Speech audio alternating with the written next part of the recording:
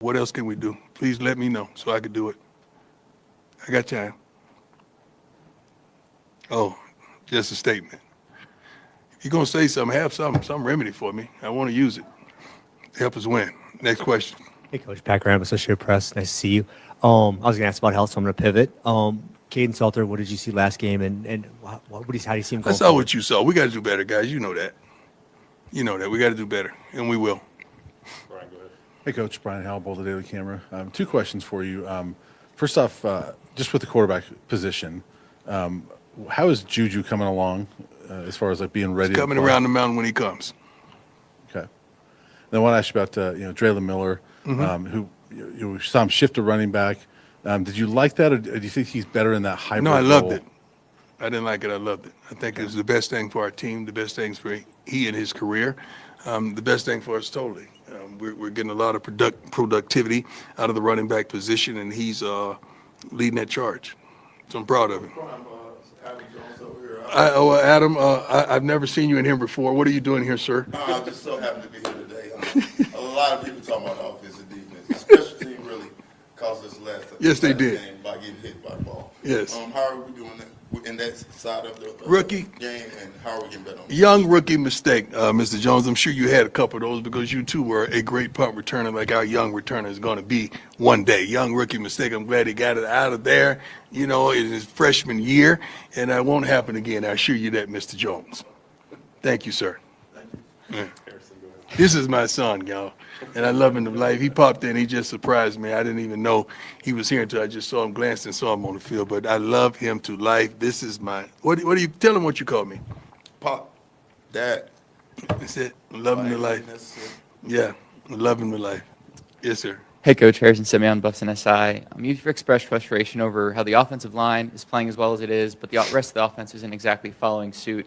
Is there any sense of wanting to lean into that aspect and that strength more, or is there only so much you can do? In what regard? Leaning in maybe schematically or anything like Yeah, that? we're running the heck out of the ball, I believe. I think. How many pass attempts did we have last game? I'm sorry, I didn't recall. I didn't have the stats in front of me. Yeah, I think we ran the heck out of the ball. We did. We're playing not only complementary football, but we're playing football. You can't just run with 8 in the box, man. Like, you got to count the box. You got to play football. You can't just run because it's cute. It looks cute on television. Like, you got to count the box and do what's best for your team. And I think we're doing a great job of that. We just got to take advantage of certain opportunities, the same opportunities that you guys see. Great question. Hi, Coach Adam. How you doing, my man? 7 Sports, doing well. Rocco Becht, obviously a veteran quarterback for Yeah. Iowa State. What do you see from the Cyclones? They're good, man. They've been good for a long time. They ain't just get good. I mean, they're consistent. It's some blemishes that we could take advantage of. I'm pretty sure they're saying the same thing, but I feel like it's going to be a good contest. What we're working on right now, we've been getting out to great starts and relinquishing those leads. That's not going to happen prayerfully this week. Hey, Coach, Jack Carlo. Jack Carlo. I hope you're doing well. Hey, Pat, you know who this is? Jay Carlo. Yeah, it's a man. It's a man. Jay Carlo. He's nationally renowned. Come on, Jack. Thank you, Coach. Looking back at these past few games, is there anything in particular that's maybe giving you optimism that things will get turned around? Yeah, Anything that you've seen? we're playing good football except for a couple quarters. I mean, defensively, you may give up. The third quarters haven't been kind. Offensively, coming back out of halftime as well hadn't been kind. The first 2 quarters we played good, pretty decent football. Second quarter we got to do a lot better. But the reason I'm still excited about this team that just finished practicing is because I don't feel like we've gotten our butt kicked. I feel like we've just wrapped it up and we've given it to them. And that's frustrating, but also there's hope in that we see where we messing up at. We see where the faults are, and we got to fix that. So there's truly optimism, and I'm sure you see the same darn thing. You're like, dang, here we go again. Like, we're that right there. We're not a bad football team. I'm not saying we're a great football team, but we're not a bad football team. We're better than we're playing. Hey, Coach. You said, I think it was last week, that everybody showed up to practice, pads on, not messing around the first practice after the game. Right. What is the attitude that you've seen? It seemed like guys were frustrated after the game Yeah. because they know they're right there. Yeah. What does it look like since coming They should back be. to practice? They should be, and you're happy as a coach to see that frustration. If you just see no anger or hostility or somebody just going off, you got a problem in your locker room. You want to see that controlled rage, so to speak, and we've seen it. Some of these guys are fed up. They want to win, and they want to win in the fashion that we're capable of winning, because we're in every game. I'm sure that game got away at the end, but it shouldn't have. I mean, we had opportunities. It's like Pac says, the special teams play and the turnovers we had. It's darn impossible to still be in a game when we were, even with all that happening. I wanted to ask you about leadership, too. Yes, sir. There have been some players on the team who've talked about leadership still developing. Why do you think it's taken a little bit of time for this group to get there, consistency-wise, with leadership? I'm not going to point the finger at just this group. But you got to understand, man, when you come into the environment like this and you say you're a dog, you better bark. Because if not, the fan base is going to tell you who you are. And if you're crazy enough to look at that and see and allow them to tell you what you are, you're not that. So, and you can't placate and play leadership anymore. Like these guys know. Like if you're going to stand up in the locker room and proclaim, this is my team and I'm that leader, you better play, because they go call you out. That's what today's society is. And they're doing such. So you got a lot of guys that may be scared to take that leap of faith of leadership because they ain't got the game to back it up. But it's some tremendous young men in there that's doing a wonderful job of leading. And I'm proud of them. I really am. And some are leading from the back. You don't have to always lead from the front. You can lead from the front, the middle, or the back. Hey, Coach Shane Holcomb, Scobo Sports. You talked a lot just today, right, about the thin margins in these close losses recently. Yes, sir. How have you evaluated your quarterback's decision making in some of those, critical I plays? don't. I leave that to you guys. You guys, I leave that to you guys. One thing about my players, they know exactly where I stand. There's no assumptions on anything, how I feel about them or anything. So there's no assumptions of any of the guys in that locker room or coaches. Hey, Coach, how you doing? What's going on, boss? Not too much. Scott Proctor at DMVR. You mentioned finishing a couple of times. Yes, you sir. guys have held a lead in every game except, I think, for the Houston game, but been outscored a decent amount in the second half of games. How do you get this team to kind of finish games the way you want them to? Well, you want to perform like you practice, and if it's not happening in the game, therefore it's not happening in practice. So, like practice, we've broken it up into quarters. So they know when the first quarter is. They know when the second quarter is, the third quarter. They know when halftime. They know all those things, and I make a valid point. I stopped practice today and said, this is the third quarter. This is usually where we get our butts kicked defense. Come on, let's go. Let's go. Let's turn it on. Offense, we got to come out after halftime and score. We got to go down and score, or we got to hold them defense, get the ball back, and we got to put our best stuff up. If we get this thing scripted, let's go. Let's write that script like never before. So we're doing the necessary things to prepare our young men, and we're making sure we prepare our young men. So there's no excuses. Appreciate you. Thank you. Hey, Coach. Jake Schwannis, DMVR. What's up, Jake? Doing well. How are you? Good. Last week, only allowed 94 yards rushing, had 7 tackles for a loss and 2 sacks with a banged-up defensive line. Just what did you see from them in that response? Mental and physical toughness, because when you are short on players, you sometimes you can have a pity party, but those guys didn't. It was the next man up, and those guys went in there and did the best they can. And they're not dominant, but they did the darn job. And oftentimes you don't need dominance. You just need to be where you're supposed to be and do your darn job, because now you're going to make the play just because you're in the right place. And I'm happy. I'm happy with that. We got to come back out here and do it again this week. We should get a couple of those guys back this week, which is great. They didn't practice today, some of them, but they will practice before this week is in, or they won't play. Coach, want to go off of that? I mean, you guys had the longest injury list in the conference this last week. Yeah, don't believe everything you see. Okay. Well, Got you. I guess I was going to ask, how big of a You look concern? good, but you're probably hurting somewhere, right? I am, yeah. Yeah, I'm hurting a lot too, but I still look good. I do too. Yeah. Got you. Now, I want to ask you, like, So you sort of can't believe mentioned- everything you see. what's that? That's the point I'm establishing. Don't believe everything you see. But I guess, I mean, you mentioned a couple of those defensive linemen maybe come back. Yeah. Do you anticipate some other guys like the running backs coming back soon? We gonna be all right. I thought we was all right last week, wasn't we? Yeah, you We were. ran the ball really good. We good. We next man up. Okay. That's why you recruit like you recruit. You recruit with depth. And one of the things that I said earlier this season, that our depth is much better than it's ever been at various positions, and you're seeing that. We may not have the caliber of that particular player at this per se position, but we have several of those guys. They just got to do the job. They're getting the opportunity. They just got to do the job. And I do want to ask you real quick. You guys have lost twice already at Folsom this year. Is that a big emphasis? You guys like protect the home field? Everybody want to protect the home field. I want to protect my crib too. That's what a man's job is, isn't it? You can protect his house, especially if you got a woman in it. You want to protect the crib.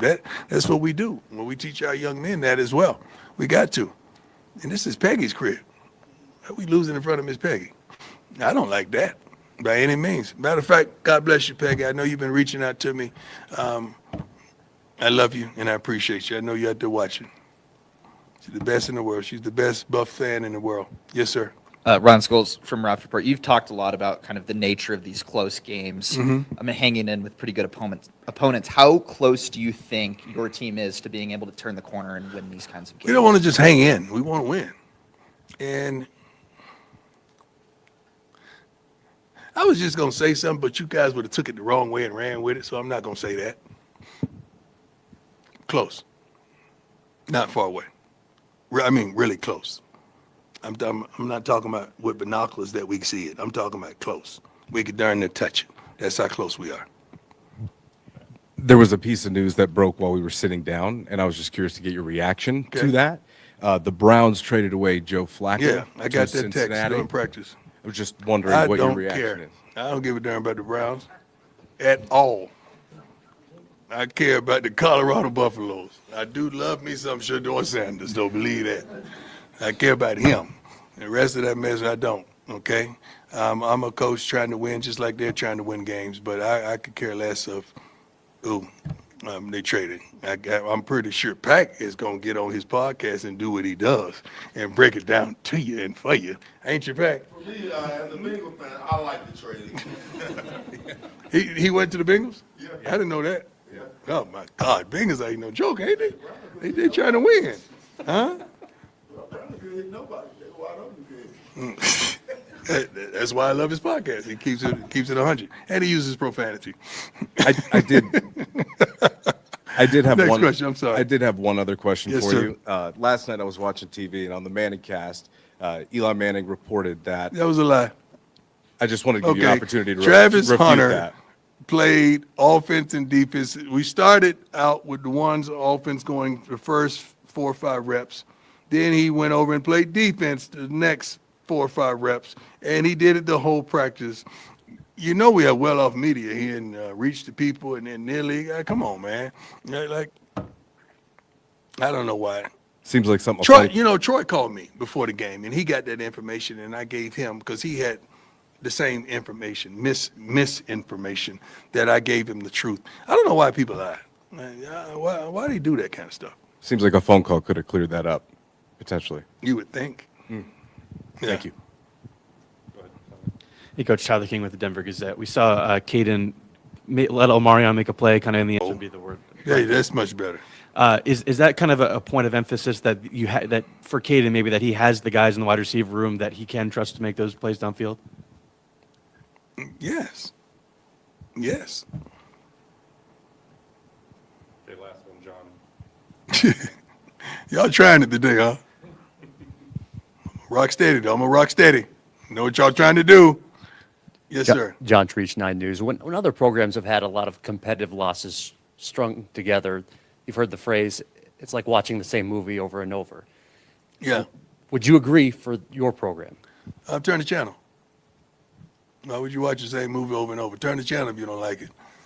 And it's not like we're going out there trying to not win. We're going out there trying to win each and every game. And I know darn well you guys are real football enthusiasts, and you know how close we are. I would say we're 1 or 2 players away, but you would take that and try to flip it and run with it. But you know how close we are. And those guys have not given up. Any other football questions? Give me one, Jack. I got you, Jack. With Pac-Man being here, it was coached by Robert Livingston too. Did you guys have any conversations like before? Yeah. Pac put the seal of approval. Yeah, Pac kept it a buck. He called me, hey man, and it was a real conversation. But he told the truth and nothing but the truth, which helped Coach Livingston tremendously have favor in my eyes. When you have your son validating a guy that has been coached by him, not has just been coached, been chastised, been ridiculed, been got on his butt, and they love each other. So yeah, definitely. Coach, you mentioned earlier showing up to Folsom Field for this game, the fans, the importance of them against this ranked, really good Cyclones team. Right. I just looked at the student portal site. There's still tickets available. What's your message to the students to come out for this one? That's not true. They're sold out. You saw that? Sorry about that. They're sold out. Student tickets are sold out. We all, the students always do their jobs. Yeah. And they're going to be good this week. Right, guys and girls? They're going to be good this week. We're not going to get fined again, which I don't know how you find a school for the students. I don't know how you do that, but I understand. No other football? All right, Coach, it's yours. Today, I don't even know the name of it or the title of it. I know it's long. Do we have the name? The exact procedure? Yeah. Yeah, it's a long procedure, but I'm having a procedure today.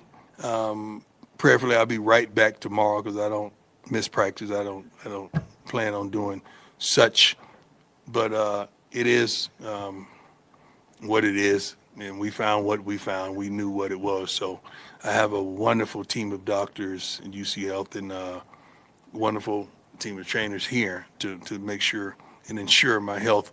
And it's not like I'm doing something. I got a lot of well wishes of people talking about, you need to slow down, you need to, if they could break it. It has nothing to do with me working in the level that I'm trying to compete at. It's hereditary. It is what it is. It's nothing that I could have done to stop what's transpiring, nothing that I could have taken or something that I'm just not abiding by. It is what it is. Sometimes it's just what it is. And I trust God with all my heart and all my soul and all my mind. So I'm going to go in there and I'm going to get some of the best sleep in the world for, I think, 4 hours the surgery's going to be. I mean, I can't wait to get that Snoop Dogg. I call it that Snoop D-O-double-G. Because I've never been high a day in my life. I never drank, smoked, anything. But when I get those surgeries, I am there on time. Woo, thank you, Lord. So the team of anesthesiologists, is that correct? Yeah. Okay, they're wonderful. So UC Health takes care of me, and I cannot wait to go get past this hurdle. So, but thank you for your well wishes, for your sentiments, everybody out there. I appreciate you all the calls and texts, and my son being here today to root me on and pray with me and pray for me. So I love you all, and I'm gonna be all right. Thank you, and God bless you. Thanks, Coach.